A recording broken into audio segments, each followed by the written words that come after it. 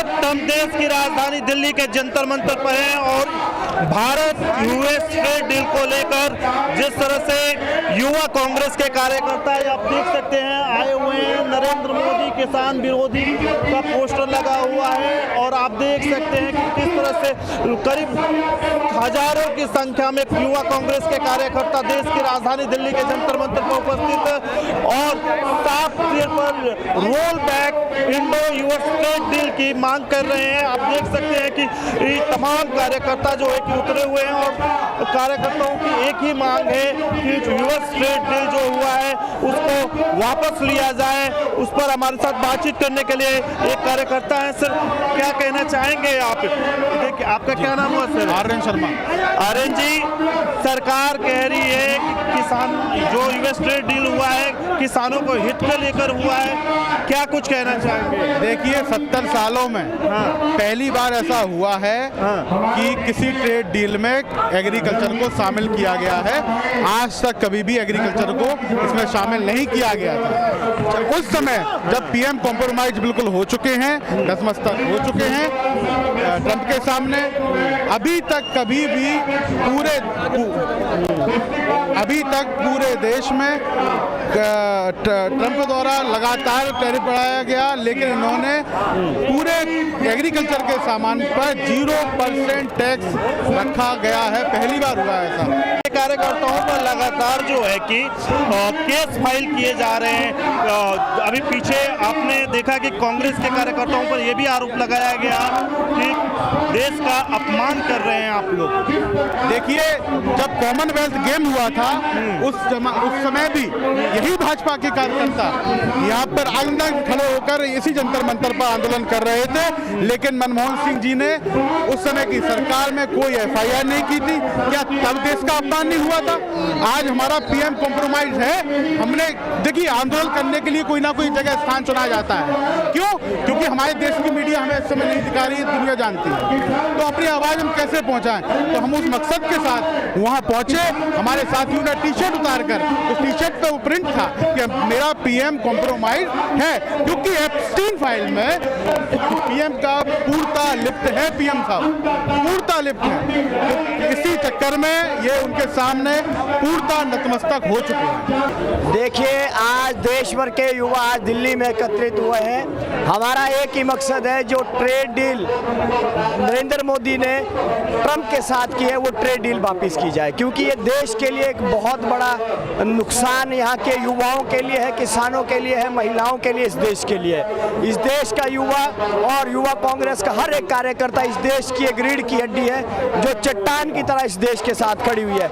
आप जानते हैं कि अभी कुछ समय पहले जो हमारे राष्ट्रीय अध्यक्ष और हमारे युवा कांग्रेस के साथियों को जो मोदी के इशारों पर जेलों में डाला गया, जो कि एक स्वतंत्र और लोकतंत्र और संविधान के खिलाफ था, जिसके लिए कि आज भारतवर्ष का कोने कोने से यहाँ युवा पहुँचा है और एक उग्र प्रदर्शन जो ट्रेड डील के खिलाफ इधर किया जाएगा। मेरा यही कहना है, इस देश को बचाना है तो नरेंद्र मोदी को हटाना है।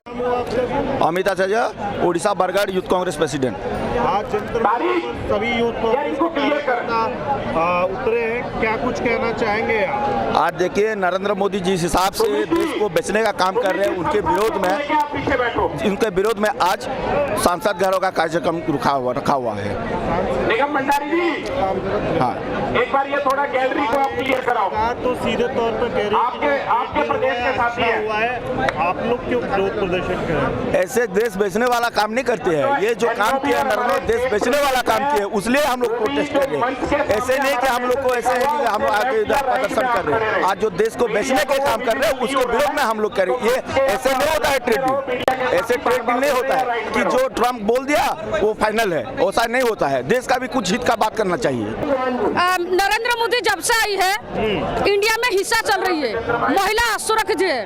कहीं भी देखो दंगाकारी, बलात्कार, लड़की चोरी, ये सब होती रहती है। ये सरकार हटना चाहिए, महिला सुरक्षा के लिए, आदिवासी दलित के लिए, गरीब के लिए, ये सरकार हटना चाहिए। बस हम यही चाहते हैं सर।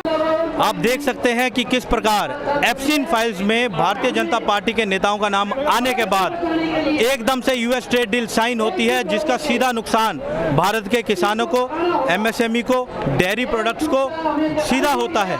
आप देखिए कि यूएस ट्रेड डील से ये डील नहीं है, ये अनइक्वल एक्सचेंज है, जिसका सीधा लाभ यूएस में बैठे लोगों को होगा और वहाँ के किसानों को सब्सिडी है कृषि पर। और हमारे किसान आज भी एमएसपी की लड़ाई लड़ रहे हैं और जिसमें हमारे 700 से ज़्यादा किसान जो है शहीद हो गए, परंतु उनके आवाज़ किसी ने नहीं सुनी। भारतीय जनता पार्टी की सरकार केंद्र में बैठ के तुगलकी फरमान निकालने का काम कर रही है और दुख तो इस बात का है कि आज यूएसए भारत को परमिशन दे रहा है कि आप रशिया से 30 दिन के लिए ऑयल खरीद सकते हैं। आज हमारे देश को क्या ज़रूरत है कि यूएस हमें परमिशन दे? ये एप्सिन फाइल्स का सारा मामला है और पीएम कॉम्प्रोमाइज है।